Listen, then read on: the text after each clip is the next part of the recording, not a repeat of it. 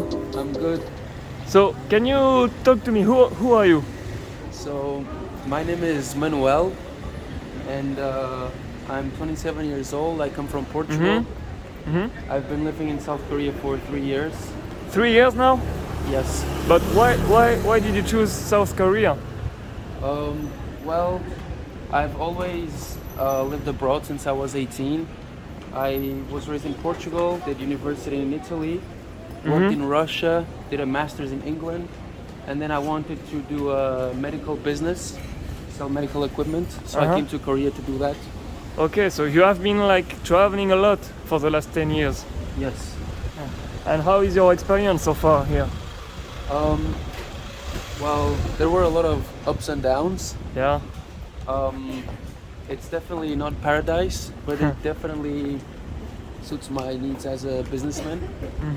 When I first came here, with the idea of making a medical business. Yeah. I did not know any business circles, so I started off as an English teacher. Okay. For how long have you been working as an English teacher? I worked as an English teacher for around a year, a little less than a year. A year. Okay. Because I heard like a lot of people when they want to travel to South Korea to get a job, usually it's what they do. It's like they take a job as an English teacher. But was it hard to find a job as an English teacher, or you found it pretty easily? Tell you what,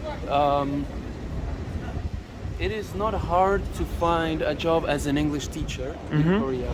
The problem is that it is hard to do it legally. Okay.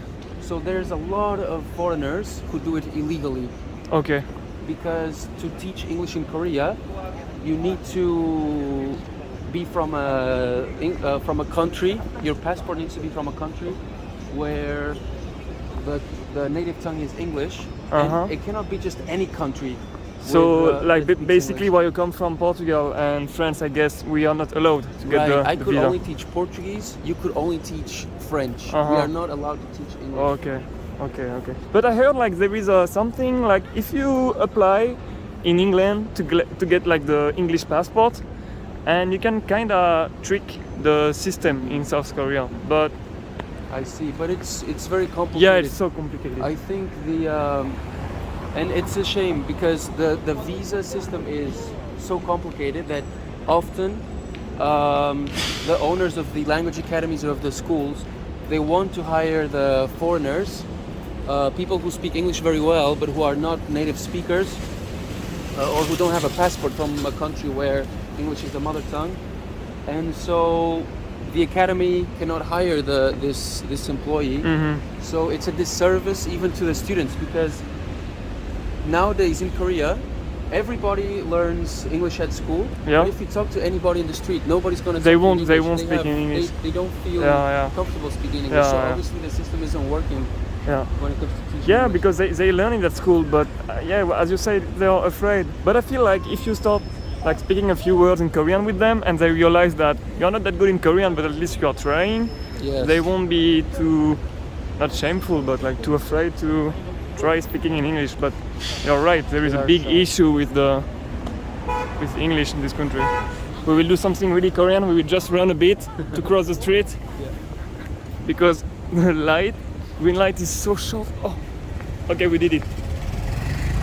Okay, back to Manu. So before coming to Korea, one of the things that I was doing was working as a scientific author, and I have a medical background as well. So I know a lot of pharmaceutical companies, private clinics,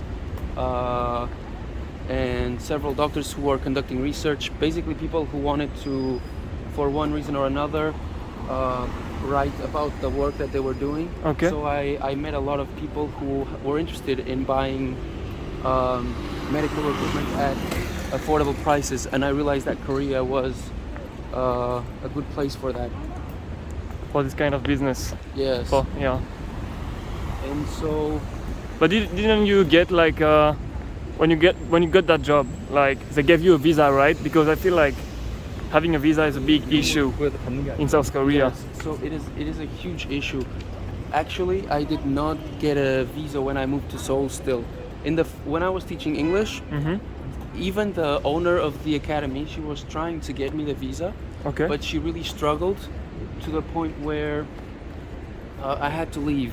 And on top of that, at a certain point, the owner of the academy had some personal issues, so she had to allow the manager to take control of the academy. And the manager was a very anxious and problematic person. And this manager knew that us foreigners who were there, most of us did not have a visa because our mother tongue was not English. Yeah. And so she would exploit us, and she would make us work for many hours for low pay. And so also I decided to move because of that. A lot of the other people who were there, they had to be there. They came from poorer families in Southeast Asia and Central Asia. Fortunately, in my case, I did not have to subject myself to that kind of working conditions. Yeah. So immediately when I found this new job opportunity in Seoul, I came. What kind of visa like the people can easily have if they want to go to South Korea?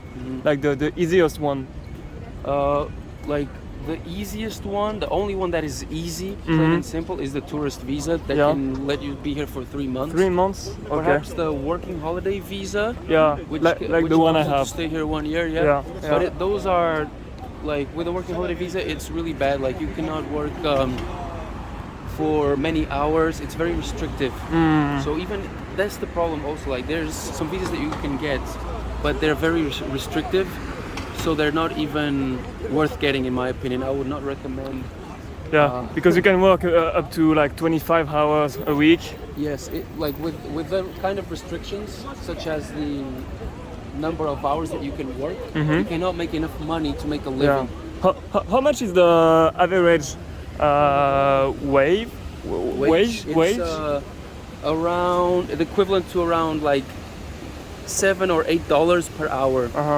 Which is quite low, to be honest. Yes. Did So yeah, it is unrealistic to make a living in Korea with one of those easy visas. Yeah, basically for vacation, if you have some savings, it's fine. You need savings or you need help. Yeah, it's not a long-term solution. Like, Yes. well, because like the life in South Korea, like is it that expensive? I mean, like for the food, for the housing. The food is not too expensive. If you choose the places where you eat, you can, without too much effort, you can eat in an affordable way, and in a way that you don't lose from the culture. So you'll be able to enjoy the food that you eat. In terms of housing, it's insanely expensive to the point where we'll pay a lot of money for really small spaces. Yeah. Any struggle with money when you came to South Korea, or some? I had a lot of struggles, and I'm better now. A lot better, but I'm still struggling for financial stability. Yes. And a lot of it has to do with, instead of focusing all my efforts in making money, I have to use a lot of my time to tackle paperwork. Yeah. About visa and about making my company, and there's just a lot to manage. Yeah. Like the administrative part is quite heavy. Yes, exactly. Yeah. Like what was like one of the best difficulty that you faced for the last 3 years in South Korea? I think there were two main issues. One of them was the visa. That you explained. Yes. Yeah. And the other one is the fact that Korea is it's a wonderful country. I really like Korea, and that's why I'm here. Yeah, for 3 years. Yes. But I do think that it's a very closed country still. It feels like Korea lives inside its own bubble. What do you mean by close? Like close to foreigners? Yes. Yeah. Close to foreigners, in the sense that, legally, whether people like to say this or not, the truth is, legally speaking, Korea is unwelcoming to foreigners because of what I said. Um, like even the system is not only complicated, the visa system, it is dysfunctional, because even when a f- like the even when a foreigner is qualified to get a job, and the Korean employer wants to hire the foreigner, it is so dysfunctional that they cannot hire the foreigner and get the visa for the foreigner. So it's more than complicated, it's really dysfunctional. But what do you mean by dysfunctional? Like, why do you say the system is dysfunctional? So the visa system is designed in such a way, in theory, so that the rights of the Korean citizen are the priority. And this is a very fine thing. I think it is the duty of the nation to protect the rights of the citizens. But the problem is that even when the foreigner is more qualified than a Korean, which is the only condition in which the foreigner should get the job, it doesn't happen. It doesn't happen. And it's also a huge drawback, not just for the foreigners who would like to start their businesses here, but for Korea itself. Because if young people such as myself who have like these ambitious goals of making their own businesses here and making them global businesses, we would provide employment for Koreans as well, and we would boost the Korean economy. Yeah. And we would make Korea a lot more international. So by not taking foreigners, you mean that the development of the country is slowing down? Absolutely. Like it could be like much faster and Absolutely. And this is a very sensitive topic. I collaborate with several international organizations here in Korea. And there are several big projects which deal with the Minister of Justice and adjusting the visa system. But these projects are very slow and they're not having any impact as of yet.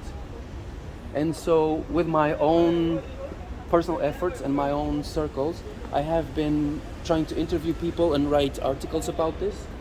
But a lot of people, a lot of foreigners who live here, especially the ones who live long term, they do not feel comfortable talking about the visa system and how unprepared this country is to receive us, because they feel that they will be misunderstood, and their message of, there's a need for change might be misunderstood for a message of this country is terrible, which is really not the case.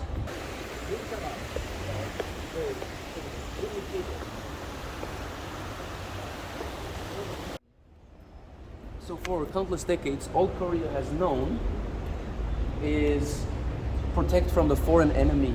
And plus, South Korea, after segregating from the North, in 50 years, they went from breeding potatoes in farmland into the huge technology house power that it is today. There was a huge boom. There was a massive boom. Education, technology, transport, population, the number of people. You can see that when you go out of Seoul actually, and you start like traveling. You feel like outside of Seoul, and there is Busan in the southeast, but it's just like farms and fields and underdeveloped cities. It's so ironic compared to the big city, I mean. Absolutely, it's so ironic because you walk around Seoul and you see all the skyscrapers and all the flashy LED lights, but really, these huge corporations that make cell phones are run by the same people that 70 years ago were farming potatoes, and a lot of people are still doing that today. And what I'm trying to say is that Korea has a very rich culture. It has an incredible tradition. When people think about South Korea, foreigners, they think about K-pop and K-drama, they think about BTS and Squid Games. But Korea is so much more than that. Korea is a cultural phenomenon that is unprecedented. It's an example of an extreme evolution in a really short amount of time, and I think that nowhere else in the world can you see such a cutting edge technology based country where the people are still very traditional. Yeah, So- and you see it like even in the architecture and like the buildings when you have like a one skyscraper and then right after you have like a palace and right after you have like old style like traditional houses like kind of village Exactly. and then have another building and it's like and maybe they didn't adapt Exactly. like the mind didn't adapt I fast feel like enough. the mentality is still, you know, protect from the enemy Mm-hmm. and only trust our work because that's all we know. And if you notice in the Korean lifestyle, it's mostly based on work. They want everything fast. Yeah, The the Bali culture, yeah, like everything fast, and they're always thinking about work. So I think the visa issue is deeply connected with Korea's history so far, and I think if you think about it, Korea is like I said, such an amazing country with amazing landscapes, very rich traditions. The language is amazing. Just the language itself has an amazing history. It was made by a king in a way that it would be accessible to everybody, so that noble people and peasants, all of them would be able to learn how to speak and write. There's a lot of instead of keeping the power for only the people to be for the nobles. yeah. So there's a lot of interesting things to say about Korea. They are depopulating. They're not making enough kids because they're stressed about work. And They're stressed about money. They don't feel they have the conditions. they're busy all the They time. are busy all the They're time. busy. They struggle to connect with other people. They don't touch each other. It's a culture that stimulates loneliness rather than connectedness. Even Korea has the highest suicide rate in the world. Because of the pressure at work. Because of the pressure at work, and like these are very sensitive topics, obviously talking about suicide and low population. That's why the other foreigners that I try to interview and talk to, they're very reluctant to talk about this in front of a camera. And even one of the problems that we are facing in these organizations with whom I work is the universities are closing for lack of students. Koreans are not having enough babies. There are not enough students for the universities already. So now the universities want us, international organizations, to bring foreign students. But the problem is that Korea is not ready. If I bring Europeans, for example, to Korea, and they find these struggles that we have with visas, they don't have to subject themselves to this. They can go back to Europe and find a nice job and build a life in any country in Europe. They have no need to struggle in South Korea. So it is unthinkable for a European citizen right now, with the conditions that Korea offers. It is absurd for a European citizen to seriously consider living here to start their business unless they already work for a company who sends them here because the company has a branch here, or if they're a diplomat, or if they're an exchange student coming here for a few months. But if somebody wants to come here and build a life here, right now it would be absurd. Although it is what I am doing, like people are often shocked when I say that I've built my own company in Korea, and I'm still struggling with legal issues. Unless you get like a job in a company that comes from your country but that is actually in South Korea. Like if you're working for a Portuguese company with with Portuguese policy, and so you have like the Portuguese way to work and all the benefits of living in South Korea, which is a wonderful country for many reasons, like safety, cleanliness, like finding beautiful natural thing in like a river, or I mean, it's amazing. So I think that would be the only realistic way that a foreigner would come. But even in those cases, the foreigner doesn't plan to come here. The company sends them here. So, what I guess all I'm trying to say is that Korea is an amazing country, amazing history that is still very present today. I mean, when a foreigner is qualified, let them come. When the foreigner is qualified, let the foreigner come. Don't make it hard for them, make it easy for them. If the foreigner is qualified, make it easy for them to come. Because if qualified foreigners, ambitious young people come to Korea, they will probably marry here. They will help with the depopulation issue. People will start making more families, more babies. The culture will evolve, so that this obsolete mindset can adapt to the modern times, and we will project Korea into a healthier international future. You are planning to stay longer in this country? Yes.